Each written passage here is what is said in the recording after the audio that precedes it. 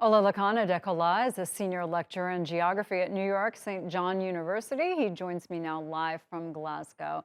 Okay, so when you look at the agreement that is coming out of COP26 and the language that went from urging nations to change or alter their individual contributions to requesting that they contribute more, or considering it some kind of victory that the fossil fuels are even named in the agreement for the first time, it kind of makes an observer say, give me a break. If time was spent changing one word from urging to requesting, it makes you wonder how much humanity can really accomplish even in the face of such urgency. Thank you for having me, Michelle. I think you're correct. I think it's about the text and the language that is being used. And as you pointed out, the text is being changed over again. I think we're getting to like the third draft now. And some of the words are being watered down. And I think it's not ambitious enough, even the first text that was derived. So more needs to be done, going beyond just the wordings, the text, to real action on the ground. And I think nations, leaders need to start understanding that the impact is already here.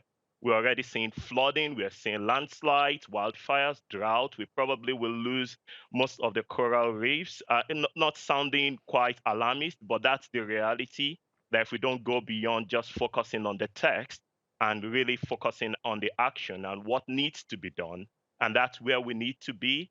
We need to be quite ambitious and look at the actions that we need to take on the ground so that we do not go beyond this 1.5. Because what science has proved and what scientists are now aware of, more knowledgeable of, is that the more we get closer to 2%, which is where we're sort of ending with the sort of agreement coming out of COP26, is that it's actually not going to be the sort of thing we are expecting, both for ourselves and for the generation to come. Yeah, it seems unbelievable that time is wasted on such minor, meaningless things like the wording to make it easier for some people to get away with polluting more. It's a bit depressing. However, on a positive note, what could you say, if anything, is coming out of COP26 that is at least something of a victory?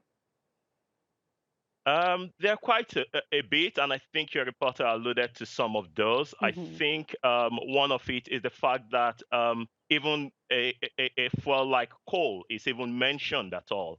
It will be surprising that we've known all along that coal is one of the biggest issues we have, but throughout all the previous agreement, it's never been mentioned in most of the previous agreement. Again, down again to the sort of language and the influence of countries and those groups that have interest in coal exploration. But that it's been mentioned at all. I know it's not a lot of victory, but at least it's something that is good. I think the idea of US and China agreeing to work together is also positive. These are some of the biggest polluters in the world, and agreeing to work together. I think that's also positive. There is the issue of deforestation, and you see the big countries where we have most of the remaining forest vegetation in the world: Brazil, Congo, Democratic Republic of Congo, about 100 countries plus coming together, also making a pledge to reduce deforestation.